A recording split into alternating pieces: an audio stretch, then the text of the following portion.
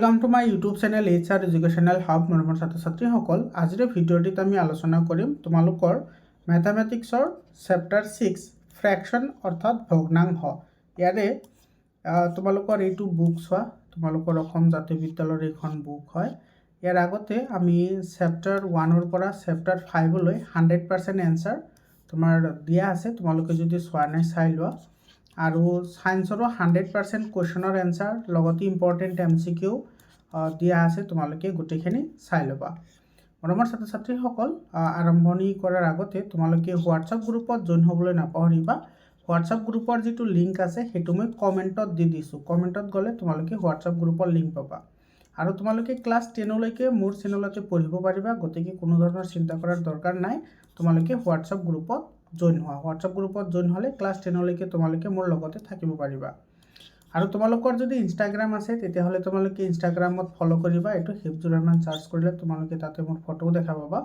আৰু যদি ফেচবুক আছে তেতিয়াহ'লে এইটো তোমালোকে হিপজুৰ ৰহমান সাৰ্চ কৰিবা তোমালোকে ফেচবুকতো মোক ফলো কৰিবা আশা কৰিছোঁ তোমালোকে ইউটিউবৰ নিচিনা ফেচবুকত বা আৰু ইনষ্টাগ্ৰামতো তোমালোকে মৰম দিবা ইয়াৰে চোৱা অনুশীলনী যিটো 6A আছে 6A ইয়াৰে যিখিনি তোমাৰ 1 নম্বৰ 1 পৰা 10 লৈকে আমি অলৰেডি ডিসকাশন কৰিছোঁ ইয়াৰ আগৰ ভিডিঅ'টিত এইটো ইয়াৰ আগৰ ভিডিঅ'টিত আমি আলোচনা কৰিছোঁ আজিৰ এই ভিডিঅ'টিত আমি আলোচনা কৰিম এইটো কোৱেশ্চন নম্বৰ 11 পৰা তো ইয়াতে চোৱা আমাৰ যেটো কোৱেশ্চন নম্বৰ 11 আছে সেইটো তোমাৰ কি কৈছে ইয়াতে লক্ষ্য কৰিবা আমি ধুনিয়াকৈ বুজিবলৈ ট্ৰাই কৰিম ইয়াতে চোৱা কি কৈছে তোমাৰ 8/11 এটা সমতুল্য ভগ্নাংশ লিখা যাৰ হৰ তোমাৰ কি হয় 66 হয় আমি সকলে জানো যে ভগ্নাংশ এটাৰ তোমাৰ ওপৰত কি থাকে লব থাকে আৰু তলত কি থাকে হৰ থাকে হয়নে তো তোমালোকে এই কথাটো মনত ৰাখিব লাগিব তো ইয়াতে হৰ আমাৰ 66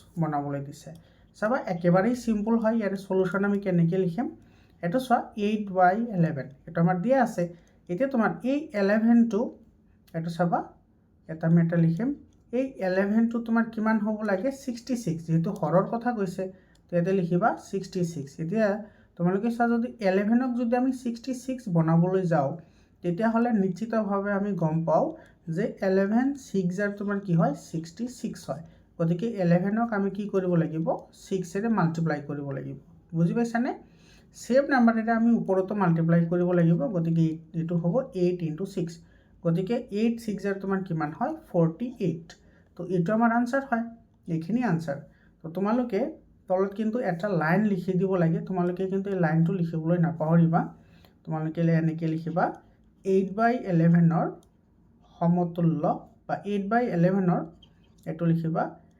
66 হৰ বিশিষ্ট 66 হৰ বিশিষ্ট এটা সমতুল্য ভগ্নাংশ হল সমতুল্য এইখিনি মই মুছি দিছো বাৰু ৰবা 1 মিনিট এইখিনি মই মুছি দিছো এটো সমতুল্য ভগ্নাংশ হল কিমান পালো আমি এটো 48/66 বুজি পালা এটো হৈছে আমাৰ আনসাৰ বহুত ধুনিয়াকৈ তোমালোকে লিখি দিবা তাৰ পিছত 12 নম্বৰ যেটো কোৱেশ্চন আছে হেটো চোৱা 12 নম্বৰ কোৱেশ্চনটো আমি একে ধৰণেই কৰিব পাৰি এটা তোমাৰ চোৱা 100 ৰ এটা সমতুল্য ভগ্নাংশ লিখা যাৰ লব তোমাৰ কিমান হয় 3 হয় এটা চোৱা ইয়াতে লব ডিভাইডেড বাই হৰ এটা আমাৰ কৈছে এইটো 3 হ'ব লাগে ঠিক আছে লব 3 হ'ব লাগে মানে এই যেটো 75 আছে হেতুক আমি 3 বনাব লাগে কেনেকৈ কৰিম আমি চোৱা এটো একেবাৰে সিম্পল হয় চাবা এটো এনেকৈ 75 ডিভাইডেড বাই 100 এতে তোমাৰ আমি এটা নাম্বাৰ লিখিম আৰু এটো হ'ব লাগে কিমান 3 হ'ব লাগে সো লব কিমান হ'ব লাগে 3 এতিয়া তলত কিমান আহিব হেতু আমি নাজানো এতিয়া তুমি যদি ভালদৰে যদি লক্ষ্য কৰা এই 75 ক যদি আমি 3 বনাব লাগে তেতিয়া হলে তুমি সো এনেকুৱা এটা 3 ৰ মাল্টিপল ওলোৱা বা এনেকুৱা এটা 3 ৰ তোমাৰ গুণিতক ওলোৱা যেটোৰে পূৰণ কৰিলে কিমান হয় 75 হয় একেবাৰে সিম্পল হয় সো আমি সকলে জানো যে 25 * 3 যাৰ তোমাৰ কিমান হয় 75 হয় তাৰ মানে এই যেটো 75 আছে হেতু যদি আমি 25 এৰে যদি ডিভাইড কৰো তেতিয়া হলে আমি কিমান পাম 3 পাম হয়নে নাই গতিকে এটো হ'ব তোমাৰ 75 ডিভাইডেড বাই কি হ'ব 25 তো 75ক 25 ডিভাইড কৰিলে তোমাৰ 3 পাম। সিমিলাৰলি তুমি এইটো কৰিব লাগিব 100ক 25 ডিভাইড কৰিব লাগিব।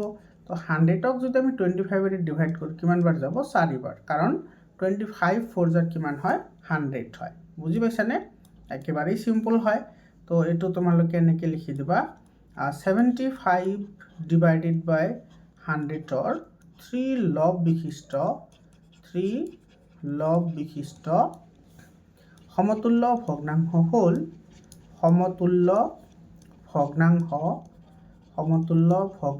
হ'ল এইটো লিখিবা কিমান পালোঁ আমি 3/4। এইটো আমাৰ আনসাৰ।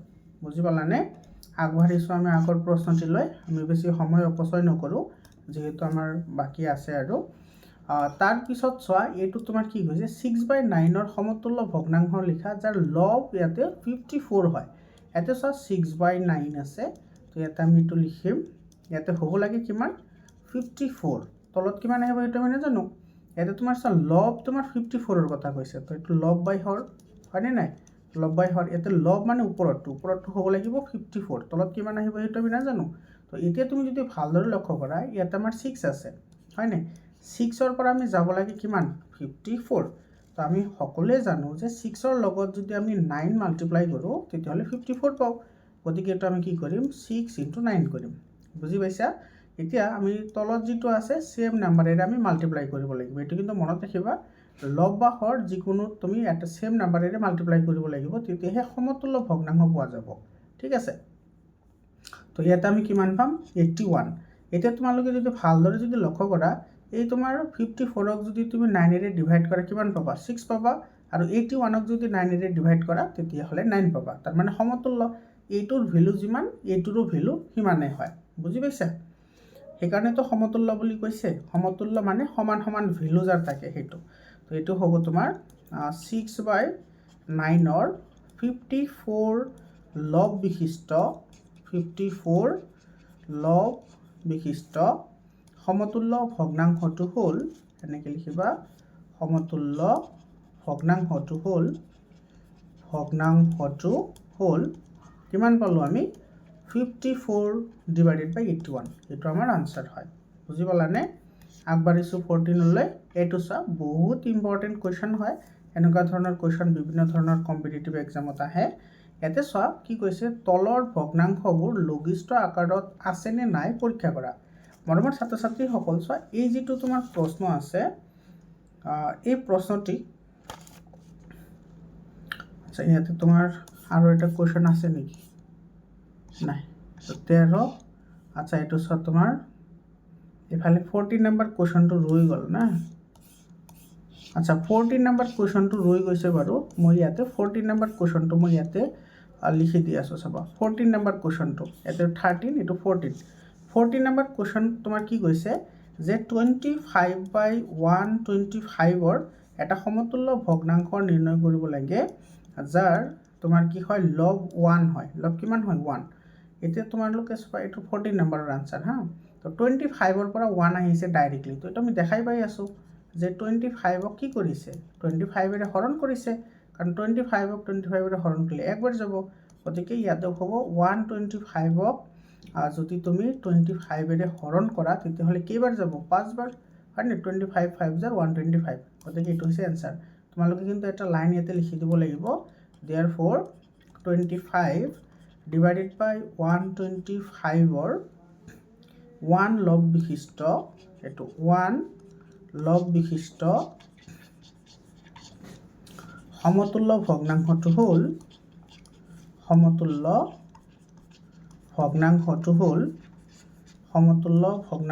হ'ল কিমান পালোঁ আমি 1/5। এইটো আমাৰ আনসাৰ। আৰু মোৰ ছাত্ৰ ছাত্ৰীসকল তোমালোকে কোনো ধৰণৰ চিন্তা কৰিব নালাগে। তোমালোকে ক্লাছ 10লৈকে মোৰ চেনেলত পঢ়িব পাৰিবা।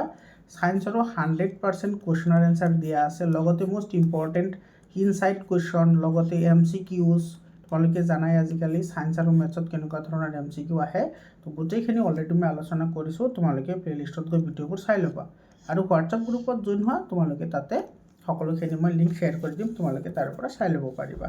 ঠিক আছে? এতিয়া চোৱা তোমাৰ এইটো 15 নম্বৰ কুৱেশ্যনত কি কৈছে তলৰ ভগ্নাংশবোৰ লঘিষ্ঠ আকাৰত আছেনে নাই পৰীক্ষা কৰা। এতিয়া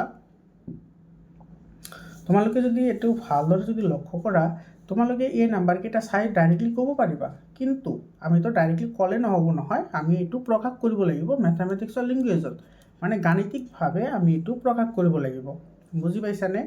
এতিয়া চোৱা, লঘিষ্ঠ আকাৰত কেতিয়া থকা বুলি কয়, এইটো কিন্তু বহুত ইম্পৰ্টেণ্ট এটা কনচেপশ্যন হয়। এইটো তুমি কেৱল যদি ডাইৰেক্টলি মুখে মুখে কোৱা নহ'ব, তুমি দেখুৱাব লাগিব। লঘিষ্ঠ আকাৰত আমি তেতিয়াহে থকা বুলি ক'ম যেতিয়া লব আৰু হৰ মানে ওপৰৰ আৰু তলৰটোৰ এটা কমন ফেক্টৰ থাকে, সেইটোক আমি কমন ফেক্টৰ CF, এইটো কিমান হ'ব লাগিব? 1 হ'ব লাগিব। বুজি পাইছা? যদি কমন ফেক্টৰ 1 হয় তেতিয়াহ'লে লঘিষ্ঠ আকাৰত আছে, আৰু যদি কমন ফেক্টৰ 1 নহয় তেতিয়াহ'লে লঘিষ্ঠ আকাৰত নাই। তোমালোকে কিন্তু এই কনচেপশ্যনখিনি কিন্তু তোমালোকে মনত ৰাখিব লাগিব। এইখিনি বহুত ইম্পৰ্টেণ্ট এটা কনচেপ্ট হয়। তো ইয়াতে চোৱা, এইটো 1 নম্বৰত আছে কিমান? 12/25। এতিয়া আমি এইটোৰ ফেক্টৰ ওলাব লাগিব, মানে উৎপাদক চাব লাগিব। ঠিক আছে, চোৱা 12ৰ যদি আমি উৎপাদক চাওঁ তেতিয়াহ'লে 12ৰ উৎপাদক কি আছে? চোৱা, এইটো 12ৰ উৎপাদক আছে, এইটো 2 × 6 আছে, হয়নে? গতিকে আমি লিখিব পাৰি 2 × 3, এইটো লিখিব পাৰি, আৰু লিখিব পাৰি কিমান? 4 × 3 লিখিব পাৰি, আৰু তোমাৰ 4 × 3 = 12 হয়, তো এইটো লিখিব পাৰি 2 × 2 × 3, হয়নে নাই? তো আমি যদি গোটেইকেইটা যদি প্ৰাইম ফেক্টৰাইজেশ্যন কৰোঁ তেতিয়াহ'লে আমি এইকেইটা পাম। গতিকে এইটো হ'ব তোমাৰ 2 × 2 × 3, আৰু যদি 25ক যদি আমি ফেক্টৰ কৰোঁ কিমান পাম? মানে মৌলিক উৎপাদকীকৰণ কৰিলে এইটো পাম। ঠিক আছে, এতিয়া চোৱা, therefore এতিয়া তোমালোকে লিখিবা 12 আৰু 25ৰ সাধাৰণ উৎপাদক, কমন ফেক্টৰ মানে কি? সাধাৰণ উৎপাদক ইজুগলটো কিমান হয়? 1 হয়। গতিকে therefore এইটো আমি লিখিম 12/25 লঘিষ্ঠ আকাৰত আছে, বুজি পাইছানে? লঘিষ্ঠ আকাৰত আছে, এইটো আমাৰ আনচাৰ। বুজি পাইছা? বহুত ধুনীয়াকৈ বুজাই দিছোঁ তোমাক। আৰু যদি তোমালোকৰ কিবা ক'বলগীয়া থাকে তোমালোকে কমেণ্ট ছেকশ্যনত জনাই দিয়া। ঠিক আছে, তাৰপিছত চোৱা 2 নম্বৰটো। এটা আমাৰ 2 নম্বৰটোত কিমান আছে? 18/35। তোমালোকৰ কিন্তু পুৰণৰ নেওতাবোৰ মুখস্থ লাগিব, বহুতেই ইম্পৰ্টেণ্ট হয়। 18ক আমি কি লিখিব পাৰোঁ? ইয়াতে লিখিব পাৰোঁ 2 × 9 = 18, গতিকে 2 × 3 × 3 লিখিব পাৰোঁ, হয়নে নাই? 2 × 3 = 6, 6 × 3 = 18। আৰু যদি আমি 35 যদি আমি লিখিবলৈ যাওঁ তেতিয়াহ'লে আমি লিখিব পাৰিম 5 × 7। আৰু এটা কথা মনত ৰাখিবা, মৌলিক উৎপাদক হ'ব লাগিব। ঠিক আছে, মৌলিক উৎপাদকীকৰণ 2, 3, 5, 7, 11, 13, 17, 19, 23 এইবোৰ হৈছে মৌলিক সংখ্যা। তো মৌলিক সংখ্যাৰে হৰণ কৰিব লাগিব। পুৰণতা জানিলে আৰামছে হৈ যাব। এতিয়া চোৱা, এতিয়া তোমালোকে এনেকৈ লিখিব পাৰা কমন ফেক্টৰ, এইটো মানে সাধাৰণ উৎপাদক। তোমালোকে যদি এনেকৈ লিখা তথাপি শুদ্ধ হ'ব। ঠিক আছে, এইটো হ'ব 18,35। তোমালোকে এনেকৈ লিখিব পাৰা। ইজুগলটো তোমাৰ ইয়াতে কিমান আছে? 1 আছে, কাৰণ একো নাই মানে কি আছে? 1 আছে। এইটো চোৱা, এইটো 1 আৰু 1 এই দুটা কমন আছে, গতিকে এইটো আমাৰ আনচাৰ হ'ব। বুজি পালা? তো therefore 18/35 লঘিষ্ঠ আকাৰত আছে, এইটো লঘিষ্ঠ আকাৰত আছে। মৰমৰ ছাত্ৰ ছাত্ৰীসকল, তোমালোকে সদায় কনচেপশ্যনৰ ওপৰত গুৰুত্ব দিবা। কনচেপশ্যন বুজি পালেহে তোমালোকে পাবা। ঠিক আছে, এতিয়া চোৱা আমাৰ 3 নম্বৰটো চোৱা। 3 নম্বৰত কিমান আছে? 36/39। এতিয়া যদি আমি 36ক যদি আমি চাওঁ তেতিয়াহ'লে 9 × 4 = 34, হয়নে? এইটো চোৱা, 9 × 4 = 36 হয়। তো 9ক আমি কি লিখিব পাৰোঁ? 3 × 3, আৰু 4ক লিখিব পাৰোঁ 2 × 2, গতিকে এইটো আমি লিখিব পাৰিম 2 × 2 × 3 × 3, হয়নে? এইটো আমাৰ 36 হৈ গ'ল। আৰু চোৱা, যিটো 39 আছে সেইটো হৈছে 3 × 13, 3 × 13 তোমাৰ কিমান হয়? 39 হয়। এতিয়া কমন কি আছে? এতিয়া তুমি যদি ভালদৰে যদি লক্ষ্য কৰা, কমন আছে আমাৰ ইয়াতে। চোৱা, এইটো 3, এইটো 3, ইয়াতে কি আছে? কমন আছে, 3টো কমন আছে। তোমালোকে এনেকৈ আঁচ নিদিবা। এতিয়া ইয়াতে তোমালোকে এনেকৈ লিখি দিবা, ইয়াতে কি লিখিবা? যে CF অৰ্থাৎ কমন ফেক্টৰ বা সাধাৰণ উৎপাদক বুলি তোমালোকে লিখিব পাৰা, বা তোমালোকে ইয়াতে এইটোও লিখিব পাৰা। মই তোমালোকক দেখুৱাই আছোঁ, ৰ'বা। এটা এনেকৈ লিখিবা সাধাৰণ উৎপাদক, এইটো লিখিব পাৰা। সাধাৰণ উৎপাদক 36, 39 ইংৰাজীত লিখিলে ভাল। এইটো কিমান হয়? 3, হয়নে? গতিকে তোমাৰ এইটো হ'ব 36/39 লঘিষ্ঠ আকাৰত নাই, লঘিষ্ঠ আকাৰত নাই। বুজি পাইছা? এইটো আমাৰ আনচাৰ। ইয়াতে তোমাৰতো কোৱা নাই না লঘিষ্ঠ আকাৰত প্ৰকাশ কৰা বুলি, গতিকে আমি প্ৰকাশ কৰিব নালাগে। বুজি পাইছা? তাৰপিছত চোৱা তাৰপিছত আছে তোমাৰ 4 নম্বৰটো 4 নম্বৰত আছে কিমান চোৱা 4 নম্বৰত আছে 125 ডিভাইডেড বাই 98 এইটো চোৱা 125 আমি জানো যে 25 5 গুণ 125 হয়নে এইটো চোৱা 25 5 গুণ 125 25ক আমি কি লিখিব পাৰোঁ 5 × 5 × 5 লিখিব পাৰোঁ হয়নে নাই গতিকে এইটো আমি লিখিম 5 × 5 × 5 আৰু যদি ইচ্ছা কৰা 1টো দি দিব পাৰা আৰু আছে তোমাৰ কিমান 98 যদি হয় 98 হলে তোমাৰ কিমান হ'ব 14ৰ 7 গুণ তোমাৰ কিমান হয় 98 হয় হয়নে নাই তো 14ক আমি কি লিখিব পাৰোঁ 2 × 7 আৰু এইটো 7 হৈ গ'ল তো 7 গতিকে এইটো আমি লিখিম আমি 2 × 7 × 7 × 1 গতিকে ইয়াতে চোৱা কমন ফেক্টৰ আমাৰ কি আছে 1 আছে এইটো কমন ফেক্টৰ কি আছে 1 হয়নে গতিকে আমি ইয়াতে লিখিম therefore এইটো কমন ফেক্টৰ বা HCF বুলিও তোমালোকে লিখিব পাৰা তো 125 বা 98 ইজ ইকুয়াল টু কিমান 1 therefore 125 ডিভাইডেড বাই 98 এইটো লঘিষ্ঠ আকাৰত আছে বুজি পাইছানে এইটো আমাৰ আনসাৰ এতিয়া আহিছে আমাৰ 5 নম্বৰলৈ এইটো 5 নম্বৰত কিমান আছে চোৱা 43 ডিভাইডেড বাই 37 ইয়াতে চোৱা যেটো আমাৰ 43 আছে এটা প্ৰাইম নাম্বাৰ হয়নে গতিকে এইটো আমি লিখিম 43 × 1 আৰু যেটো 37 আছে এইটো প্ৰাইম নাম্বাৰ হয় 37 × 1 ইয়াতে কমন আছে চোৱা এইটো 1 therefore ইয়াতে তোমাৰ চোৱা কমন ফেক্টৰ 43 আৰু 37 ইজ ইকুয়াল টু কিমান আছে 1 গতিকে কি হ'ব 43/37 লঘিষ্ঠ আকাৰত আছে এইটো লঘিষ্ঠ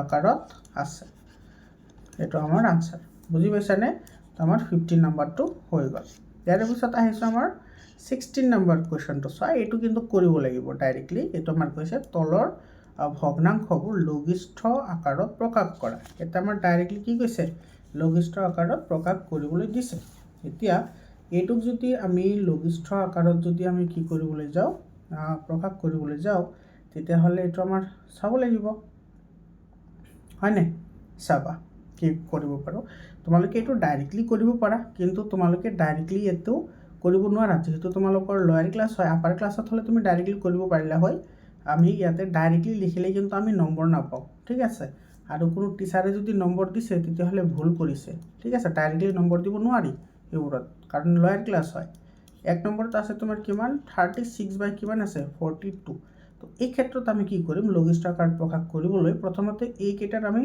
গৰিষ্ঠ সাধাৰণ উৎপাদক ওলাব লাগিব কি ওলাব লাগিব গৰিষ্ঠ সাধাৰণ উৎপাদক ঠিক আছে তো এতিয়া চাবা এটা আমি প্ৰাইম ফেক্টৰাইজেশ্যন কৰিম ঠিক আছে তো 36 যদি আমি চাও 36ক আমি যদি চাবলৈ যাওঁ তেতিয়াহ'লে এটা আমাৰ কি হ'ব তুমি দুটা নিয়মত কৰিব পাৰা কেইবাটাও নিয়ম আছে তো মই তোমালোকক এটা শিকাই আছো হেতু নিয়মেৰে কৰিব পাৰা নাইবা মই দুটা নিয়ম তোমালোকক শিকাই দিম তোমালোকৰ যেটো ভাল লাগে হেতু নিয়ম তোমালোকে এপ্লাই কৰিবা ঠিক আছে দুটা নিয়ম তোমালোকক মই শিকাই দিম তো এতে যদি আমি 36ৰ কথা যদি আমি কও তেতিয়াহ'লে আমি কি লিখিব পাৰিছো 2 18 * 36 হয় না গতিকে এটা আমি লিখিব পাৰিম 2 * 2 আৰু 2 9 * 18 হয় 2 9 কিমান হয় 18 গতিকে এটা আমি লিখিব পাৰিম 2 * 2 আৰু ইফালে আহিব 3 * 3 কাৰণ 9 মানে 3 * 3 হয় গতিকে এটা আহিব 2 * 2 * 3 * কি আহিব 3 বুজি পাইছা আৰু যেটো তোমাৰ 42 আছে 42ক আমি কি লিখিব পাৰিছো এটো 7 * 6 লিখিব পাৰি তো 7 * 6 হলে 6ক আমি ভাঙিব পাৰি 2 * 3 মানে 2 3 * 6 হয় আৰু ইনটু কি আহিব 7 গতিকে ইফালে আহিব 2 * 3 কি আহিব 7 এতিয়া চোৱা তোমাৰ HCF ওলাব লাগে HCF মানে হৈছে গৰিষ্ঠ সাধাৰণ উৎপাদক এটা এনেকৈ লিখিবা HCF মানে হাইয়েষ্ট কমন ফেক্টৰ তোমালোকে ইংৰাজীবোৰ ইউজ কৰিবা ইংৰাজী যিমান ইউজ কৰিবা তোমালোকৰ আপাৰ ক্লাছৰ কাৰণে সিমানে ভাল ইয়াতে তুমি ব্ৰেকেটত কিন্তু নাম্বাৰ লিখি দিব লাগিব 36 আৰু কিমান আছে 42 এটো সব যিকেটা কমন আছে কেৱল সেইকেটাই আহিব চাবা দেই কমন কি আছে এইটো 2 আৰু এইটো 2 কমন আছে তো এই দুটা মিলি এটা 2 আহিব আৰু ইফালে 3 আৰু ইফালে 3 এইটো 3 আহিব বাকিতে একো কমন নাই গতিকে সেইকেটা নাহে গতিকে এটো তোমাৰ কিমান হ'ব 6 বুজি পাইছানে এতিয়া চোৱা এই যে 6 যে আমি পালো তার মানে এই যেটো গরিষ্ঠ সাধারণ উৎপাদক যেটো আমি পালো তার মানে কি গরিষ্ঠ সাধারণ উৎপাদক মানে কি এটা আমি সকলে গম পাও গরিষ্ঠ সাধারণ উৎপাদক মানে হৈছে এই যেটো 6 আছে এই 6 এৰে 36 আৰু 42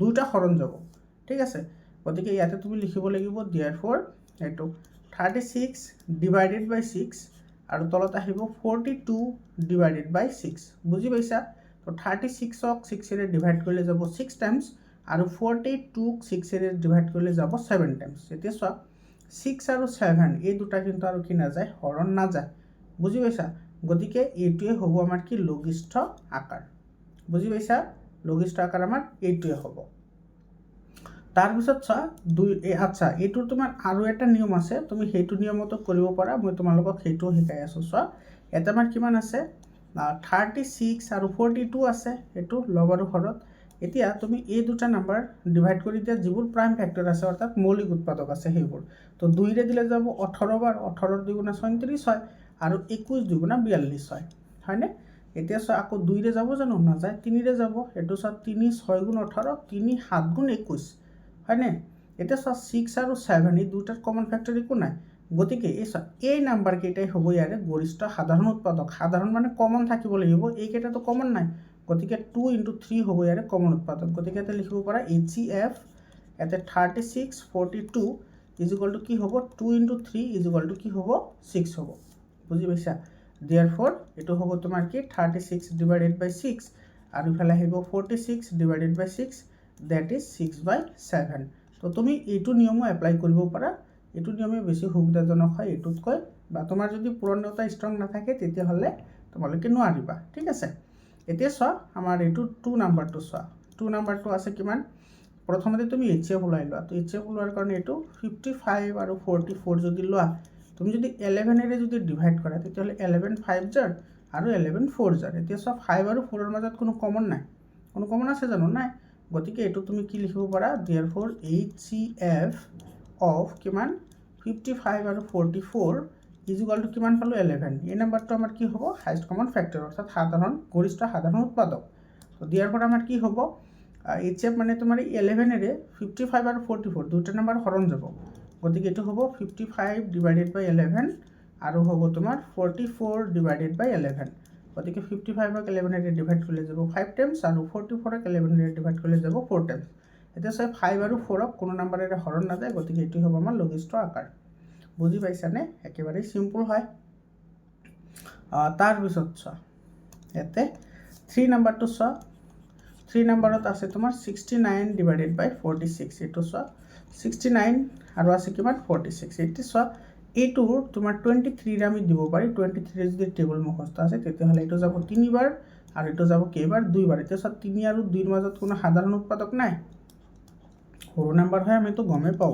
গতিকে HCF কিমান হ'ব এটো আছে তোমাৰ 69, 46 = কিমান 23 মানে এই 23 ৰে এই দুইটা নাম্বাৰ হৰণ যাব therefore আমি লিখিম ইয়াতে 69 / 23 divided by 46 divided by 23 এটো সব এটো যাব 3 টাইমস আর এটো যাব 2 টাইমস গতিকে এটো হইছে আমাৰ কি आंसर বুজি পাইছা নে একেবাৰে সিম্পল হয় হয়নে না তাৰ পিছত চাবা আমাৰ 4 নাম্বাৰটো চোৱা 4 নাম্বাৰটোত আছে 120 divided by 84 এটো আছে 120 আৰু 84 প্ৰথমতে এটো ৰেচিঅ বলোৱা যদি 2 ৰে দিয়া এটো যাব 60 বাৰ হয় না আৰু এটো যাব তোমাৰ কিমান বাৰ 40 2 42 আকৌ 2 ৰে দিলে যাব এটো যাব তোমাৰ 30 বাৰ আৰু এটো যাব তোমাৰ কিমান বাৰ 21 বাৰ যাব হয় না আকৌ তোমাৰ 3 বাৰ যাব 3 ৰে দিলে যাব 10 বাৰ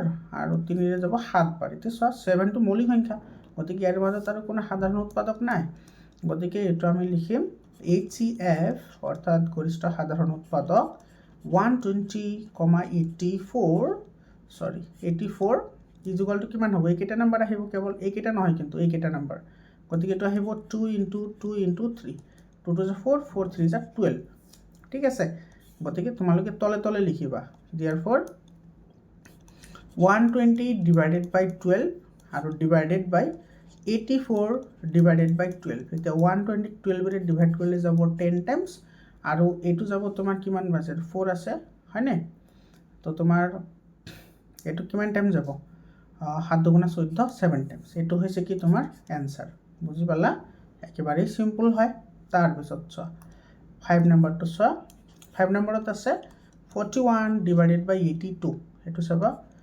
41 আৰু 82 হয়নে এইটো চব 41 এটা প্ৰাইম নাম্বাৰ হয় 41 কি নাম্বাৰ প্ৰাইম নাম্বাৰ গতিকে এইটো তোমাৰ হৰণ নাযায় এইটো 1 এৰি দিলে তোমাৰ যাব এইটো 41 টাইমছ আৰু 82 টাইমছ গতিকে therefore এইটো highest common factor of 41 82 is equal two কিমান হ'ব 1 গতিকে এইটো 1 এৰি ডিভাইড হ'ব গোটেইকেইটা তো therefore এইটো হ'ব 41 ডিভাইডেড বাই কিমান হ'ব 1 আৰু ইফালে আহিব 82 divided by 1 is equal to তোমাৰ এইটো 41 থাকিব এইটো 82 থাকিব মানে এইটো লঘিষ্ঠ আকাৰত আছে অলৰেডি বুজি পাইছা তো এইটো হৈছে আমাৰ আনসাৰ মৰমৰ ছাত্ৰ ছাত্ৰীসকল তোমালোকে ভিডিঅ' লাইক কৰিবা শ্বেয়াৰ কৰিবা আৰু তোমাৰ বন্ধুবৰ্গসকলক ক'বা মোৰ বিষয়ে যে অমুক চেনেলৰ পৰা আমি শিকোঁ আৰু তোমালোকে ক্লাছ 10 লৈকে সায়েন্স মেথছ সোশ্যাল সায়েন্স সকলো সাবজেক্টত যাতে 90 ৰ ওপৰত পাৰ্চেণ্ট পোৱা তাৰ কাৰণে তোমালোকে মোৰ লগত সদায় সংলগ্ন হৈ থাকিবা 17 নম্বৰ কোৱেশ্চনটো চোৱা তলৰ ভগ্নাংশবোৰৰ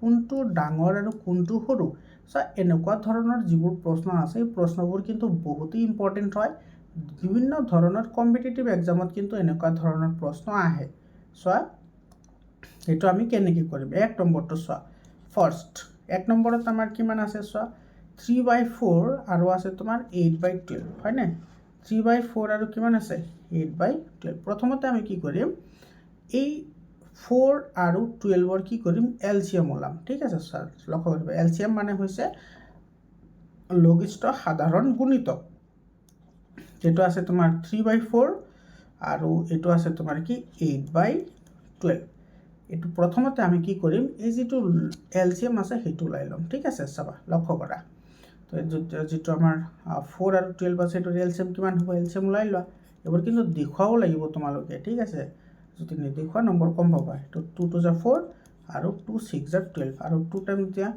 2 1 2 আৰু 2 3 6 আৰু যাব এটো 3 ৰে দিলে 1 টাইমছ আৰু এটো যাব 1 টাইমছ গতিকে আমি কি পালো therefore LCM of এটো 4 and 12 4 12 is equal to কিমান পালো এটো সা 2 to 4 4 3 12 এটো LCM পালো কিমান 12 মানে ইয়াৰে যেটোটা নাম্বার আছে এই দুটা তুমি 12 বনাব লাগে ঠিক আছে তোমালোকে তলে তলে লিখিবা তলে তলে ইয়াৰ তলত লিখিবা therefore এটো হ'ব 3/4 এই যেটো 4 আছে এটো 12 বনাব লাগে ঠিক আছে তো এটো যদি 12 যদি আমি বনাব লাগে তেতিয়াহলে আমি কি কৰিম এটো 4 ক কিমানেৰে মাল্টিপ্লাই কৰিলে 12 হ'ব 4 ক যদি আমি 3 ৰে মাল্টিপ্লাই কৰো 12 হৈ যাব হয়নে নাই গতিকে এটো হ'ব 3 into 3 আৰু ইফালে আহিব 4 into 3 that is কিমান হ'ব 9/12 কিমান হ'ব 9/12 বুজি পালা আৰু এটো তো তোমাৰ অলৰেডি 8/12 আছে এটো 8/12 আছে এতিয়া তোমালোকে জানা যে কি জানো আমি যদি তোমাৰ হৰ একে হয় সো এটোৰ হৰ 12 এটোৰ হৰ কিমান আছে 12 আছে হয় না যদি তোমাৰ কি হয় হৰ একে হয় তেতিয়া হলে জিটোৰ লব সৰু থাকে হেইটোই তোমাৰ কি হয় সৰু হয় আৰু জিটোৰ লব তোমাৰ কি থাকে ডাঙৰ থাকে হেইটোই তোমাৰ কি হ'ব ডাঙৰ হ'ব হয়নে নাই গতিকে এটো তোমাৰ কি আছে 9/12 আছে এটো ডাঙৰ আৰু এটো তোমাৰ কি হ'ব সৰু হ'ব গতিকে ইয়াৰ পৰা আমি লিখিম কি 9/12 এটো গ্ৰেটাৰ দেন তোমাৰ কি হ'ব 8/12 বুজি পাইছা 9/12 গ্ৰেটাৰ দেন 8/12 গতিকে তোমালোকে আকৌ তলত লিখিবা therefore তোমাৰ কি হ'ব 3/4 গ্ৰেটাৰ দেন কি হ'ব 8/12 এটো আমাৰ आंसर বুজি পাইছা নে এনেকৈ আমি গুটেই কেটা কৰিব লাগিব এটা চোৱা 2 নম্বৰ যেটো আছে 2 নম্বৰটো ভালদৰে লক্ষ্য কৰা এটো একেবাৰে সিম্পল হয় তোমালোকে ভালদৰে লক্ষ্য কৰা এই মাত্ৰ আমি ডিসকাশন কৰিলো এটো 2 নম্বৰটো কিমান আছে 37 ডিভাইডেড বাই কিমান আছে 23 আৰু আছে তোমাৰ 30 বাই কিমান 23 আমি সকলে জানো যে ইয়াৰে যেটো তোমাৰ কি আছে হৰ আছে হৰ দুটাৰ তোমাৰ কি হয় সেম হয় গতিকে তোমালোকে ইয়াতে লিখিবা যে একে হৰ বিশিষ্ট ভগ্নাংশৰ এটো লিখি দিবা এনেকে হা একে হৰ বিশিষ্ট ভগ্নাংশৰ যাৰ লব ডাঙৰ ভগ্নাংশৰ এটো লিখিব লাগিব যাৰ লব ডাঙৰ সেই ভগ্নাংশটো ডাঙৰ সেই ভগ্নাংশটো তোমাৰ কি হয় ডাঙৰ হয় এইটো লিখি দিলা লিখি দিয়াৰ পিছত এতে লিখিবা therefore কি হ'ব 37/23 গ্ৰেটাৰ দেন কি হ'ব 30/23 এইটো আমাৰ কি হ'ব এনসাৰ বুজি পাইছানে এই যিবোৰ সৰু সৰু কথা এইবোৰ কিন্তু মনত ৰাখিবা এইবোৰ কিন্তু তোমালোকৰ আপাৰ ক্লাছত ব্যৱহাৰ হ'ব সিমিলাৰলি 3 নম্বৰটো চাবা 3 নম্বৰত তোমাৰ কিমান আছে 7/8 আৰু আছে তোমাৰ 5/6 এতিয়া তুমি এই 8 আৰু 6 ৰ কি ওলাব লাগে এলসিএম ওলাব লাগে হয়নে নাই আৰু যদি তোমালোকে কোৱা যে স্যাৰ এলসিএম ওলাবলৈ ভাল নালাগে তেতিয়াহলে তোমালোকে কি কৰিবা ডাইৰেক্টলি এনেকুৱা এটা নাম্বাৰেৰে তুমি দুইটা পূৰণ কৰিবা যাতে তোমাৰ কি হয় পূৰণফল সেম টু সেম হয় বুজি পাইছা কি কৈছো পূৰণফল সেম হয় নাইবা তুমি এইটো কৰিব পাৰা উল্টাকৈ পূৰণ কৰি দিয়া মানে 6ক 8 ৰে পূৰণ কৰা আৰু 8ক 6 ৰে পূৰণ কৰা তথাপি তোমাৰ সেম আহিব কিন্তু ঠিক আছে কেনেকৈ চোৱা এটো তোমাৰ এনেকৈ লিখিবা 7/8 ইজ ইকুয়াল টু এটো তলত 6 আছে না 6 ৰে পূৰণ কৰি দিয়া এটো 6 আৰু 8 ইনটু কি আহিব 6 গতিকে এটো আহিব 42 আৰু এটো আহিব তোমাৰ 48 বুজি পালা আৰু কি আছে 5/6 আছে গতিকে এটো তোমাৰ ইয়াতে তলত কিমান আছে 8 আছে 8 টো পূৰণ কৰি দিয়া 8 আৰু ইফালে আহিব 6 * 8 এটো 8 7 এটো 48 আৰু 5 8 * 40 এটো আহিল এতিয়া আমি সকলোৱে জানো যেটো ডাঙৰ যেটো তোমাৰ যদি হৰ একে হয় যাৰ তোমাৰ লব ডাঙৰ হেইটো তোমাৰ কি হয় ডাঙৰ হয় হয়নে নাই যাৰ লব ডাঙৰ হেইটো তোমাৰ কি হ'ব ডাঙৰ হ'ব গতিকে এটা আমি কিমান পালো আচ্ছা হয় এটো ডাঙৰ হয় গতিকে আমি ইয়াতে কি পালো 42/48 to greater than কি হ'ব 40/48 তার মানে কি 42/48 মানে কি 7/8 গতিকে এটো 7/8 আৰু এটো আহিব তোমাৰ কিমান 5/6 তো এটো আমাৰ आंसर হয় সো কিমান ইজি হয় একেবাৰে ইজি হয় আৰু কৰিবলৈ ভাল হয়নে না তাৰ পিছত সো এটো সো এটো কিন্তু এটো লক্ষ্য কৰিবা 4 নম্বৰটো এটো আৰু ইন্টাৰেস্টিং হয় এটা সো তোমাৰ কি আছে 50/17 50 কি আছে 17 আৰু আছে তোমাৰ কিমান 50/27 এটা লক্ষ্য কৰা এতে লব একে হয় এটো লব দুটা তোমাৰ কি হয় একে হয় যদি তোমালোকে ইয়াতে এটা কথা মন কৰিবা যদি লব একে হয় লক্ষ্য কৰা এটো এনেকে লিখিবা ঠিক আছে এনেকে লিখি দিবা এটো ঠিক আছে এটো চা একে লব বিশিষ্ট ভগ্নাংশৰ তোমালোকৰ কিতাপত ধুনিয়াকৈ এইবোৰ দিয়া আছে একে লব বিশিষ্ট ভগ্নাংশৰ যাৰ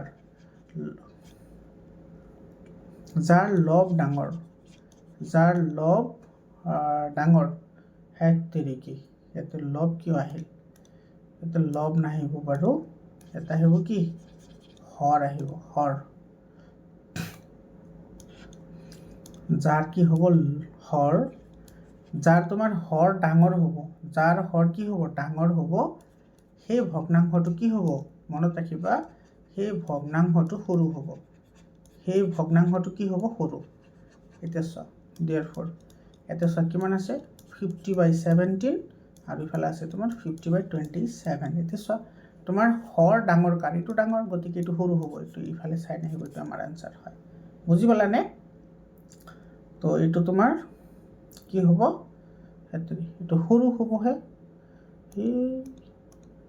এটো সৰু হ'ব গতিকে এটো আহিব এটো ডাঙৰ হয় এটো সৰু হয় বুজি পাইছা তো তোমালোকে এই লাইনটো মনত ৰাখিবা ঠিক আছে তাৰ পিছত চোৱা 5 নম্বৰটো 5 নম্বৰটো তোমাৰ কি আছে 5 নম্বৰত কৈছে 23/25 আৰু আছে তোমাৰ 19 কিমান 35 এতিয়া তুমি এইটো যদি 25 আৰু 35 ৰ এলসিএম লৈ লোৱা ঠিক আছে এলসিএম ললে ইজি হ'ব কাৰণ এইবোৰ তোমাৰ যদি ইমান ডাঙৰ নাম্বাৰ তুমি যদি উল্টাকৈ মাল্টিপ্লাই কৰা তেতিয়াহলে বহুত ডাঙৰ নাম্বাৰ ওলাই যাব হয় নাই আৰু ইমান ডাঙৰ নাম্বাৰ উলিয়াবলৈ আমাৰ মন নাই হয়নে কিমান আহিব সয় দুটাৰে 5 আৰু ইফালে আছে তোমাৰ কিমান 7 না কমন ফ্যাক্টৰ আচ্ছা এটো পাৰিম না এটো সা 23 ডিভাইডেড বাই কিমান আছে 25 হয়নে গতিকে এটুক যদি আমি কি কৰো 23 * 7 এৰে মাল্টিপ্লাই কৰো তেতিয়াহলে দুটাৰ সেম আহিব আৰু ইফালে আহিব 25 * 7 এতে সা 23 এইটো মানে হৈছে তোমাৰ 3 7 গুণ 21 আৰু 7 দুগুণা 14 2 16 মানে 161 আহিব। আৰু যদি এইটো যদি পূৰণ কৰে কিমান আহিব 7 5 গুণ 35 7 দুগুণা 14 15 16 17 মানে 175। আৰু যদি এইটো কৰা 19/25 এইটো কৰিলে কি কৰিব লাগিব এইটো 5 এৰে মাল্টিপ্লাই কৰিব লাগিব বুজি পাইছা। গতিকে এইটো আহিব 19 × 5 আৰু এইটো আহিব 25 × 5 হয়নে। এতিয়া এইটো 25 আছে এইটো আছে 35 কিমান আছে এইটো 35 এইটো চোৱা। তো ইয়াতে তোমাৰ চোৱা এইটো 35 × 5 মানে হৈছে 175 আৰু 19 5 যাৰ হৈছে কিমান 95। এতিয়া চোৱা তোমাৰ দুইটাৰ হৰ তোমাৰ কি আছে হৰ সেম আছে। তো হৰ যদি সেম থাকে যাৰ লব ডাঙৰ হয় সেইটোৱে ডাঙৰ হ'ব হয়নে নাই। গতিকে এটা আমি লিখিম 161 / 175 এইটো গ্ৰেটাৰ দেন 95/175। এতিয়া চোৱা 161টো আছিল কিমান 23/25 এইটো গ্ৰেটাৰ দেন কি হ'ব এইটো 95 সৰি 95 নহয় এইটো আছে তোমাৰ 19 কিমান আছে 19 আৰু ডিভাইডেড বাই কিমান হ'ব 35 মানে এইটো আমাৰ কি হয় ডাঙৰ হয় বুজি পাইছানে। তাৰপিছত আছে তোমাৰ এইটো চোৱা 6 নম্বৰ 6 নম্বৰত আমাৰ কি কৈছে ইয়াতে 20/25 আৰু আছে কিমান 18/20। তো দুটা তোমাৰ কিমান নাম্বাৰেৰে মাল্টিপ্লাই কৰিলে আহিব এইটো 4ৰে এইটো 5ৰে কাৰণ 100 আহি যাব না হয়নে।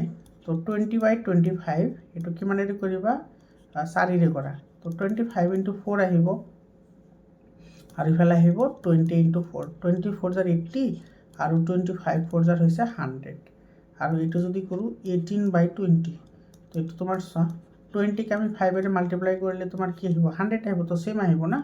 তো এইটো আহিব 18/5 তো 18/5 যাৰ তোমাৰ হৈছে 90 আৰু এইটো আহিব তোমাৰ 100 হয়নে।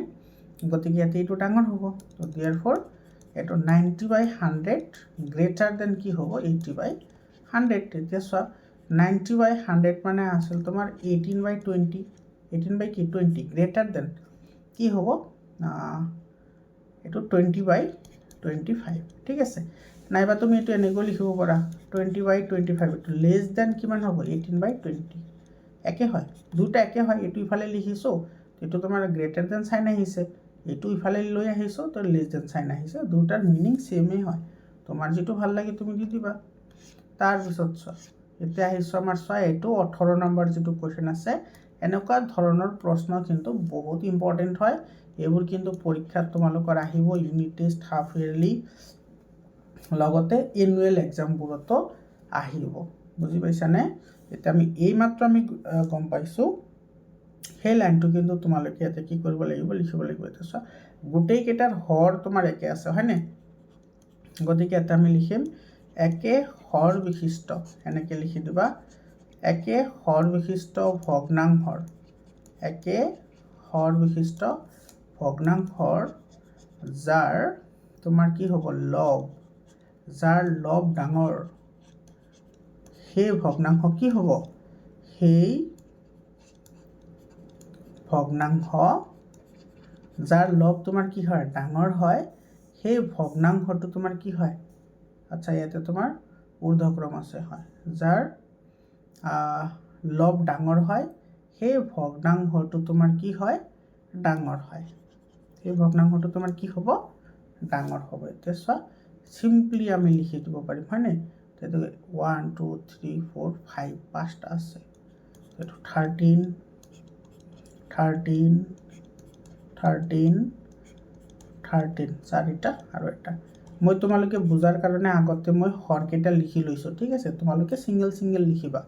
এইটো চোৱা একে হৰ বিশিষ্ট ভগ্নাংশৰ যাৰ লব ডাঙৰ সেইটো ডাঙৰ হয় সেইটো কি হয় ডাঙৰ হয় মানে যাৰ লব ডাঙৰ সেইটো একেবাৰে শেষত আহিব কাৰণ এইটো আটাইতকৈ ডাঙৰ হয় যিহেতু ঊৰ্ধ্বক্ৰমত সজাবলৈ দিছে মানে সৰুৰ পৰা ডাঙৰলৈ ঊৰ্ধ্ব মানে কি সৰুৰ পৰা ডাঙৰ ঠিক আছে। তো আটাইতকৈ সৰু আছে তোমাৰ কিমান 2 তাৰপিছত আছে তোমাৰ 6 এইটো চোৱা 2 তাৰপিছত আছে 6 তাৰপিছত কিমান আহিব এইটো 11 তাৰপিছত আছে কিমান 14 এইটো আহিব কিমান 14 এইটো আমাৰ আনসাৰ হয়। চোৱা কিমান ইজি হয়নে বহুত ইজি হয়। তাৰপিছত চাবা সকলোবোৰ যে ইজি তেনেকুৱা নহয়, ঠিক আছে। চোৱা এইটো তোমাৰ এনেকুৱা হয়। 2 নম্বৰটো চোৱা, 2 নম্বৰটোৰ ইয়াত ওলোটাটো, ইয়াতে চোৱা তোমাৰ গোটেইকেইটাৰ লব কি আছে, গোটেইকেইটাৰ লব চেম আছে। ইয়াতে তোমালোকে এনেকৈ এটা লাইন লিখি দিবা, একে লব বিশিষ্ট ভগ্নাংশৰ একে লব বিশিষ্ট ভগ্নাংশৰ যাৰ হৰ সৰু সেই ভগ্নাংশটো ডাঙৰ। সেই ভগ্নাংশটো তোমাৰ কি হ'ব, ডাঙৰ হ'ব। ইয়াতে লক্ষ্য কৰিছা, যাৰ হৰ সৰু হ'ব সেইটো ডাঙৰ হ'ব। তো ইয়াতে চাবা, ইয়াতে চোৱা দিয়াৰ পৰে ইয়াতে চোৱা ওপৰত গোটেইকেইটা 17 আছে। তোমালোকে কিন্তু এনেকৈ নিলিখিবা, ছিংগল লিখিবা, বা তোমালোকে লিখিব পাৰা, no' problem. You can write 1 2 3 4 5টা আছে আৰু 17। এতিয়া চোৱা তুমি এইকেইটা কি কৰিব লাগিব, চোৱা যাৰ সৰু হয় সেইটো ডাঙৰ হ'ব, যাৰ তোমাৰ কি হয় সৰু হয় সেইটো কিন্তু ডাঙৰ হ'ব। আৰু তেতিয়াহ'লে তোমাৰ ডাঙৰটো কি হ'ব, সৰু হ'ব। তো আটাইতকৈ ডাঙৰ তোমাৰ কিমান আছে, 10। গতিকে এটা আহিব 10, তাৰপিছত আহিব কিমান 9, তাৰপিছত আহিব কোন 7, তাৰপিছত আহিব তোমাৰ 5, আৰু তাৰপিছত আহিব 3। এইটো আমাৰ আনচাৰ, এইটো আমাৰ ঊৰ্ধ্বক্ৰমত সজোৱা হৈ গ'ল। বুজি পাইছানে? ইয়াৰে পিছত চোৱা, ইয়াৰে পিছত আছে আমাৰ এইটো চোৱা, এতিয়াতো তোমাৰ এইটো আছে কিমান 2/3, 4/5, 3/4, 1/6 আৰু 6/7। এতিয়া আমি গোটেইকেইটাৰ এলচিএম ল'ব লাগিব। বুজি পাইছানে? গোটেইকেইটাৰ কি ল'ব লাগিব, এলচিএম। এইটো তোমাৰ 3 নম্বৰটো চোৱা, আগতে আমি 3 নম্বৰটো চাওঁ। এতিয়া তুমি যদি ভালদৰে যদি তুমি লক্ষ্য কৰা, ইয়াতে আছে 3, 5, 4, 2, 7। ইয়াতে তোমাৰ কোনো নাম্বাৰৰ ইয়াতে কমন ফেক্টৰ আছে জানো? কমন ফেক্টৰ নাই। মই কেনেকৈ ক'ব পাৰিলোঁ, তোমালোকেও ক'ব পাৰিবা। লক্ষ্য কৰা, ইয়াতে তোমাৰ 3, 5 তোমাৰ মৌলিক সংখ্যা। কি সংখ্যা? মৌলিক সংখ্যা। 7টো কি সংখ্যা? মৌলিক সংখ্যা। গতিকে এইবোৰৰ তোমাৰ কোনো কমন ফেক্টৰ নাই, কাৰণ তোমাৰ যিবোৰ মৌলিক সংখ্যা আছে, মৌলিক সংখ্যাবোৰৰ কমন ফেক্টৰ 1 থাকে। গতিকে ইয়াতে আমাৰ সেইখিনি যিটো আছে সেইটো আমাৰ ওলালেও যিমান হ'ব, মানে এলচিএম ওলালে তুমি যদি প্ৰচেছৰ দ্বাৰা বা তুমি নিয়মৰ দ্বাৰা যদি এলচিএম ওলোৱা, যিমান পাবা, আৰু তুমি যদি গোটেইখিনি ডাইৰেক্টলি মাল্টিপ্লাই কৰি দিয়া, তথাপি তুমি এনচাৰ চেমে পাবা, হয়নে? তো যিহেতু তোমালোকৰ লয়াৰ ক্লাছ হয়, তথাপি কিন্তু তোমালোকে এইখিনি কৰি দেখুৱাব লাগিব। চাবা 3, 5, 4, 6, 7 আছে, হয়নে? গতিকে আমাৰ এইকেইটাৰ এলচিএম ল'ব লাগিব। ফাৰ্ষ্ট তোমালোকে প্ৰথমতে এইটো লিখি ল'বা এনেকৈ, 2/3, 4/5, 3/4, 1/6 আৰু আছে 6/7। এতিয়া এলচিএম ওলোৱা গোটেইকেইটাৰ, চাবা কেনেকৈ ওলোৱা হয়। 3, 5, 4, 6 আৰু কিমান আছে, 7 আছে, হয়নে? দেখুৱাব লাগিব গোটেইখিনি। তো এইটো 3ৰে দিয়া, 3ৰে দিলে এইটো যাব 1 টাইমছ, এইটো 5 থাকিব, এইটো 4 থাকিব, এইটো যাব 2 আৰু এইটো হ'ব 7, হয়নে? এতিয়া তোমাৰ এইটো 2ৰে দিয়া, 2ৰে দিলে এইটো 1, যিটো হৰণ নাযায় সেইটো চেম ৰাখিব লাগে, এইটোতো জানাই তোমালোকে। 5ও হৰণ নাযায়, 4 যাব 2বাৰ, 2 যাব 1বাৰ, আৰু ইফালে আহিব তোমাৰ 7। এতিয়া চোৱা 1, 5, 2, 1, 7, এইটো তোমাৰ হৰণ নাযায়, গতিকে এইটো আমাৰ আৰু হৰণ দিয়াৰ দৰকাৰ নাই। এতিয়া আমি এলচিএম ওলাম, হয়নে? এতিয়া আমি লিখিম কি, এলচিএম। তোমালোকে এনেকৈ লিখিবা এলচিএম। কাৰ ওলালোঁ, 3, 5, 4, 6 আৰু কি 7। চাবা কি কৰিব লাগিব, গোটেইকেইটা তুমি মাল্টিপ্লাই কৰিব লাগিব, ঠিক আছে। চোৱা গোটেইকেইটা মাল্টিপ্লাই কৰিলে তোমাৰ কিমান আহিব, এইটো আহিব তোমাৰ 3 × 2 × 5 × 2 × কি আছে 7। 1 লিখিব নালাগে বাৰু, 1 2 আহি যাব। 3 2 × 6, এইটো চোৱা 3 2 × 6, 6 5 × 30, 30 2 × 60, 60 7 গুণ হৈছে 420, হয়নে? তোমাৰ 7 6 42, তো 420 আহি যাব। বুজি পালানে? তাৰমানে এই যিকেইটা তোমাৰ ইয়াতে নাম্বাৰ আছে, গোটেইকেইটা নাম্বাৰত তোমাৰ হৰ কিমান হ'ব, 420 হ'ব। এতিয়া এই 420 তোমাৰ কেনেকৈ লিখিব লাগে তুমি সেইটো জানিব লাগে, বহুত ইম্পৰ্টেণ্ট হয়। এইটোতো তোমাৰ কিছুমান টিচাৰেও নাজানে, ঠিক আছে। চাবা সিহঁতে ডাইৰেক্টলি মাল্টিপ্লাই কৰিব, অমুক কৰিব, তমুক কৰিব, সেইটো তেনেকৈ কৰি থৈ দিব। কিন্তু একচুৱেলি তেনেকুৱা নহয়, তোমালোকে নিয়ম জানিব লাগে। প্ৰথমতে তোমালোকে নিয়ম জানা, তাৰপিছত তোমালোকে যিকোনো শ্বৰ্টকাট পদ্ধতি ইউজ কৰিব পাৰা, কোনো মেটাৰ নাই। কিন্তু প্ৰথমতে তোমালোকে নিয়মটোতো জানিব লাগিব। এতিয়া চাবা এইটো এই যিটো 3 আছে 3টোক আমি কিমান বনাব লাগে 420 বনাব লাগে। কিমান 420 আমি বনাম কেনেকৈ সেইটো মেইন কথা। কেনেকৈ বনাম আৰু সেইটো আমি ক'ৰ পৰা হিণ্ট পাম সেইটোৰ মিনিংটো হৈছে এইটো তোমাৰ এটা প্ৰচেছ হৈছে কি তোমাৰ এই তলত যিটো কি আছে হৰ আছে সেই হৰেৰে এইটোক হৰণ কৰিব লাগে। বুজি পাইছা কি কৈছোঁ? এইটোক হৰণ কৰা যিটো আমি এলচিয়াম পালোঁ সেইটো হৰণ কৰা এইটো তোমাৰ 3 আহিব। এতিয়া এই 3ক যদি এই তোমাৰ 420ক যদি হৰণ কৰা কেইবাৰ যাব আমি জানো 14ৰ 3 গুণ 42 14ৰ 3 গুণ কিমান 42 গতিকে এইটো আহিব 14 14ৰ 3 গুণ 42 0 এটা আছে গতিকে ইয়াতে 0 আহিব। বুজি পাইছা? তেতিয়া 140 আহিল মানে সেই সেম নাম্বাৰ ওপৰতো মাল্টিপ্লাই হ'ব মানে 2 ইনটু কিমান হ'ব 140। বুজি পাইছা? তো এইটো আহিব তোমাৰ 280 ডিভাইডেড বাই কিমান হ'ব 420। বুজি পালা? সেম টু সেম আমি এইটো লিখিব লাগিব 4 বাই কিমান আছে ইয়াতে 5 আছে হয়নে? এতিয়া তুমি লক্ষ্য কৰা এইটো তুমি হৰণ কৰিব লাগে। হৰণ যদি কৰা তোমাৰ কিমান যাব 8 ইয়াতে তোমাৰ 5 এটা হৰণ কৰিলে 8 5 গুণ 40 আৰু 20 8 5 গুণ যদি 40 হয় 20 বাৰ 20ৰ মাজত 5 আছে 4 বাৰ হয়নে? গতিকে এইটো যাব তোমাৰ 84 টাইমছ। কিমান টাইমছ 84 টাইমছ। তো এটা আহিব 4 ইনটু কি আহিব 84। তো 484 যাৰ কিমান আহিব 4 4 গুণ 16 আৰু 8 4 গুণ 32 33 মানে 336 ডিভাইডেড বাই আহিব 420। বুজি পালা? তোমালোকে তলে তলে লিখিবা। ঠিক আছে তলে তলে লিখিবা কিন্তু তোমালোকে এইটোৰ তলত লিখিবা। মই ইয়াতে লিখি দিছোঁ কাৰণ ঠাইৰ অভাৱ হ'ব কাৰণে। এটা আছে তোমাৰ কি 3/4 এইটো চোৱা তোমাৰ কি আছে 3/4 গতিকে যদি আমি 4ৰে কৰিবলৈ যাওঁ কিমান বাৰ যাব এইটো চোৱা 4 1 যা 4 হয়নে 4 1 যা 4 আচ্ছা 10 4 গুণ 40 আৰু 20 হ'লে তোমাৰ যাব এইটো 5 বাৰ হয়। তো এইটো আহিব তোমাৰ 4 ইনটু 105 হয়নে 105 বাৰ যাব গতিকে এইটো হ'ব 3 ইনটু 105 গতিকে এইটো আহিব তোমাৰ 315 আৰু তলত আহিব 420। তাৰপিছত আছে 1/6 হয়নে এইটো 1/6 আছে গতিকে তোমাৰ 6ৰে তোমাৰ ক'লে এইটোতো ইজি হয় একেবাৰে হয়নে 7 6 গুণ 42 গতিকে এইটো যাব 70 বাৰ আৰু ওপৰত আহিব তোমাৰ 70 গতিকে এইটো আহিব 7 6 গুণ 42 মানে 420 আৰু ওপৰত আহিব কিমান 70 আৰু এটা ৰৈ গ'ল এইটো হৈছে তোমাৰ 6/7 হয়নে এইটো তোমাৰ 7 আছে গতিকে এইটো 60 বাৰ যাব 7 ইনটু কি হ'ব 60 আৰু ওপৰত আহিব 6 ইনটু 60 6 6 গুণ 34 হয় মানে 360 ডিভাইডেড বাই 420। এতিয়া চোৱা এতিয়া আমাৰ ইজি হৈ গ'ল না। তো আমি সকলোৱে এইটো 420 হ'ব চৰি। এতিয়া আমি সকলোৱে জানো যে যদি হৰ একে হয় যদি কি হয় হৰ যদি কি হয় একে হয় তেতিয়াহ'লে যাৰ তোমাৰ কি হ'ব লব ডাঙৰ হ'ব সেইটোৱে ডাঙৰ হ'ব। তো যিহেতু আমাৰ ঊৰ্ধ্বক্ৰমত সজাবলৈ দিছে গতিকে আমি সৰুটো আগত লিখিব লাগিব মানে সৰু আটাইতকৈ কোনটো আছে সেইটো চোৱা আটাইতকৈ সৰু তোমাৰ এইটো হয় গতিকে ইয়াতে আহিব তোমাৰ কিমান 70/420 এইটো আহিব তোমাৰ কি এইটো তোমাৰ সৰু হয় না ঊৰ্ধ্বক্ৰমত মানে সৰুটো আগত লিখিব লাগে গতিকে এইটো আহিব হয়নে? তাৰপিছত কোনটো আহিব বা তুমি ইয়াতে গ্ৰেটাৰ দেন চাইন ইউজ কৰিব পাৰা পিছত কৰি দিম বাৰু 70/420 তাৰপিছত কোনটো আছে চোৱা তাৰপিছত আছে তোমাৰ এইটো 280 বাই কিমান হ'ব 420 তাৰপিছত আছে এইটো 315 আছে 315 বাই কি হ'ব 420 তাৰপিছত আছে তোমাৰ এইটো 336 ডিভাইডেড বাই 420 আৰু তাৰপিছত এটা ৰৈ গ'ল সেইটো হৈছে এইটো 360/420। বুজি পালা? এতিয়া তুমি ইয়াৰে গোটেইকেইটা ভেলু বহাই দিয়া যিটো অৰিজিনেল ভেলু আছে সেইটো বহাই দিয়া।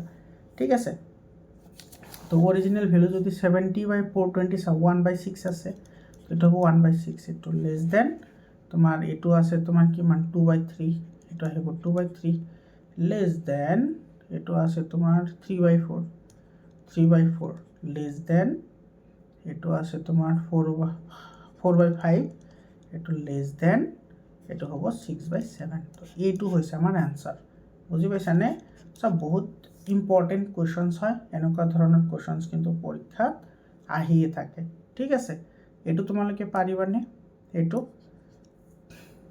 এইটো পাৰিবানে চোৱা এতিয়া আমি নিয়মটো গম পালোঁ হয়নে নাই নিয়মটো আমি গম পালোঁ এতিয়া আমি এইকেইটাৰ কি ল'ব লাগিব এলচিএম ল'ব লাগিব ঠিক আছে তোমাৰ যুগ্ম দুটা আছে গতিকে এইকেইটাৰ এলচিএম লোৱা প্ৰথমতে 8 12 6 10 আৰু কিমান আছে 9 এলচিএম ওলোৱা প্ৰথমত ঠিক আছে এলচিএম যদি আমি ওলাবলৈ যাওঁ তেতিয়াহ'লে তোমাৰ কিমান আহিব এইটো 2ৰে যাব 2ৰে দিলে যাব 2 4 গুণ 8 2 6 গুণ 12 2 3 গুণ 6 2 5 গুণ 10 আৰু 9টো নাযায় গতিকে এইটো 9টো 9এ ৰাখিলোঁ ঠিক আছে তাৰপিছত আকৌ 2ৰে যাব 2 2 গুণ 4 2 3 গুণ 6 3 নাযায় 5ও নাযায় 9 নাযায় হয়নে তো তোমাৰ ইয়াৰে পিছত আৰু যাব 3ৰে যাব 3ৰে দিলে 2বাৰ ইয়াতে যাব 1 1 5 আৰু ইফালে 9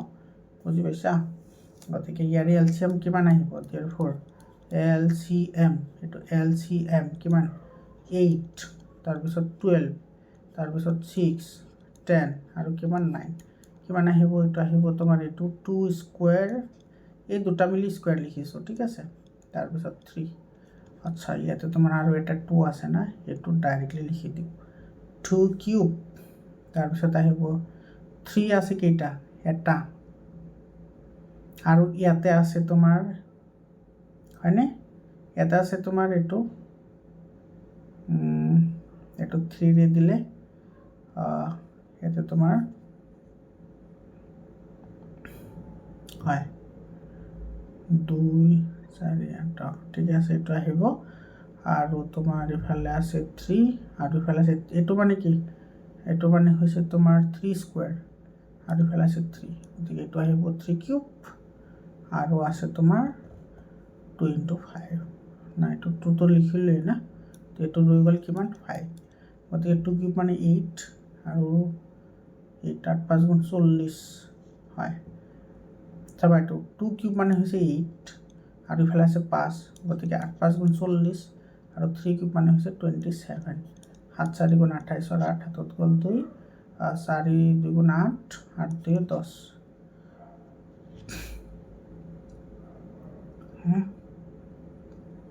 এইটোৰ এলচিএম ইমান আহিল যে ক'ৰবাত মিষ্টেক কৰিলোঁ নেকি 2 4 গুণ 2 6 গুণ 2 3 গুণ 2 5 গুণ 9টোতো নাযায় 2 2 গুণ 4 2 3 গুণ 6 এইটো 3বাৰ ঠিকে আছে 5বাৰ ঠিকে আছে এইটো 9 টাইমছ ঠিকে আছে 3ৰে দিলে এইটো 2 টাইমছ যাব 1 টাইমছ এইটো আছে তোমাৰ 3 টাইমছ এইটো 1 এইটো 5 আৰু এইটো হৈছে কি 9 গতিকে ইয়াৰে তোমাৰ এলচিএম আহিব তোমাৰ 2 2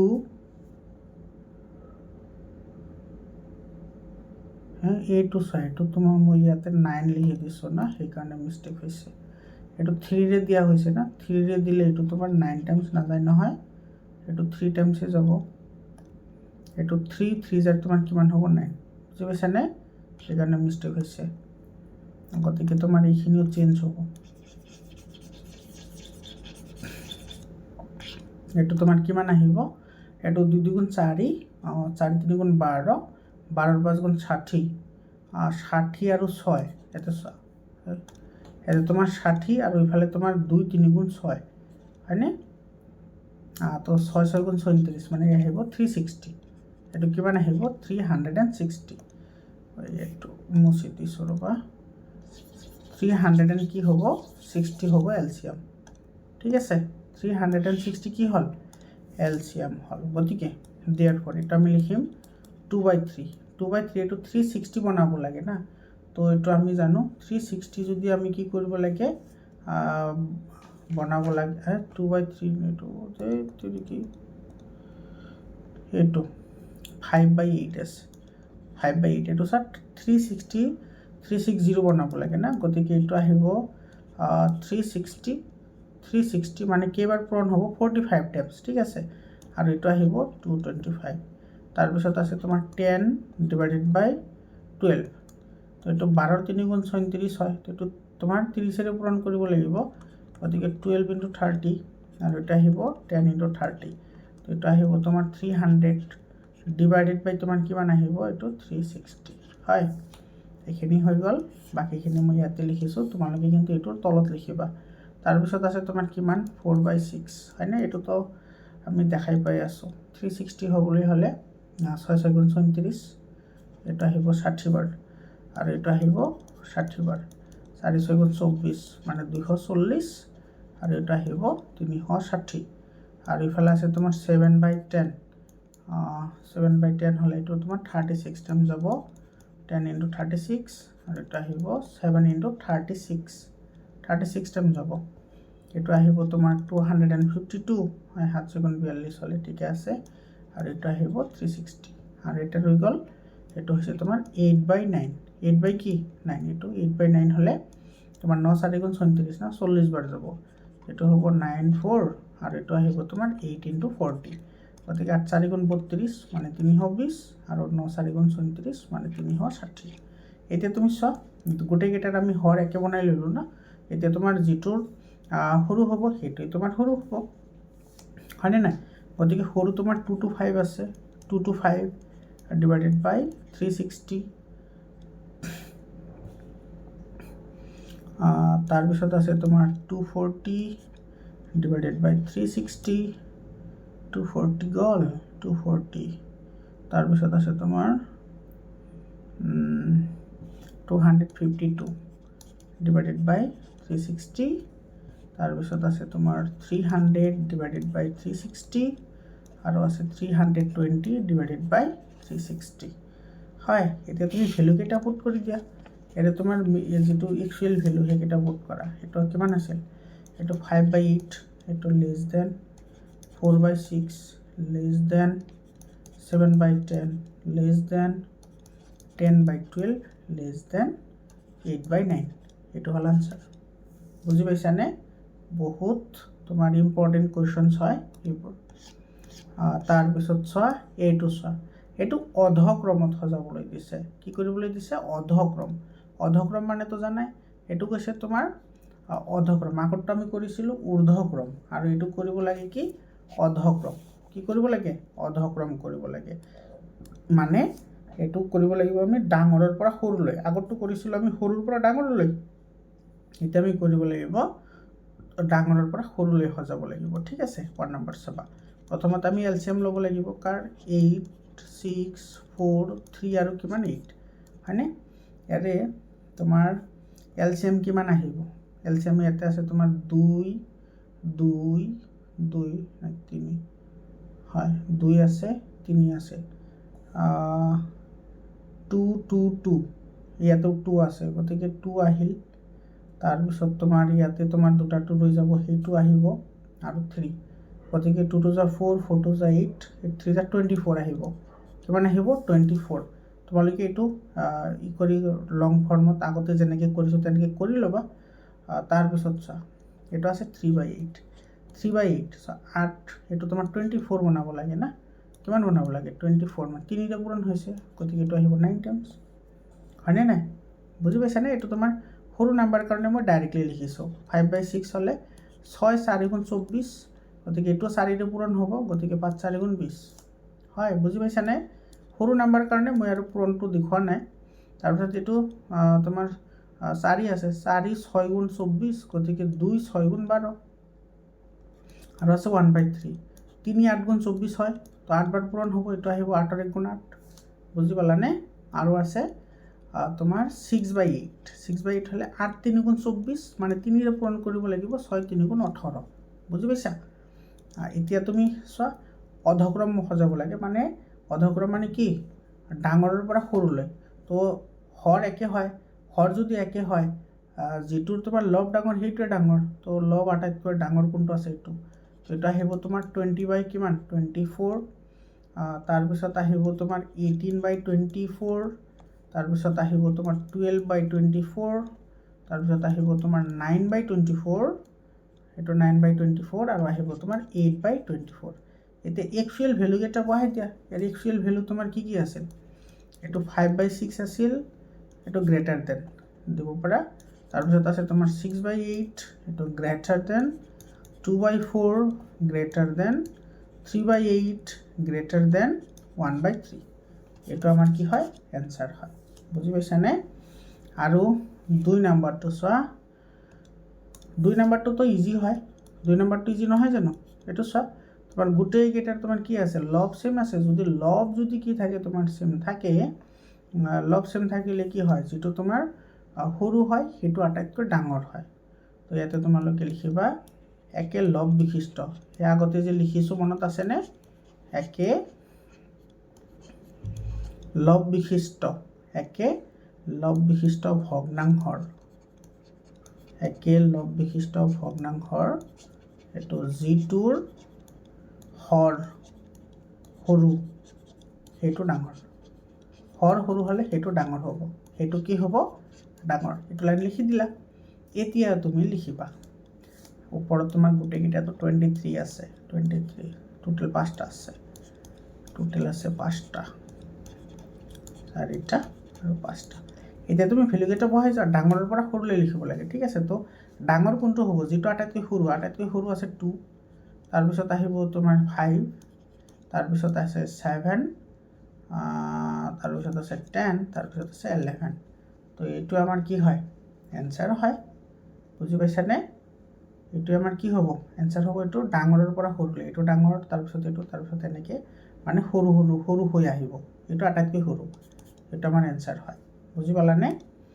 আৰু তোমাৰ ইয়াতে এটো চোৱা এইটো তো একদম ইজি হয় এইটো একেবাৰে ইজি 3 নম্বৰটো বহুত ইজি হয় ইয়াতে হৰ তোমাৰ গুটিকেইটাৰ সেম আছে চোৱা হৰ গুটিকেইটাৰ সেম আছে না গতিকে এইটো একে হৰ বিশিষ্ট এই লাইনটো কিন্তু তোমালোকে লিখিব লাগিব নহলে ভুল হ'ব ঠিক আছে একে হৰ বিশিষ্ট ভগ্নাংশৰ জিটোৰ লব ডাঙৰ জিটোৰ লব তোমাৰ কি হয় ডাঙৰ হয় হেতু কি হ'ব জিটোৰ তোমাৰ লব কি হ'ব ডাঙৰ হ'ব জিটোৰ লব তোমাৰ কি হ'ব ডাঙৰ হ'ব হেতু আটাইতকৈ তোমাৰ কি হ'ব ডাঙৰ হ'ব হেতু কি হ'ব ডাঙৰ গতিকে 5টা আছে 27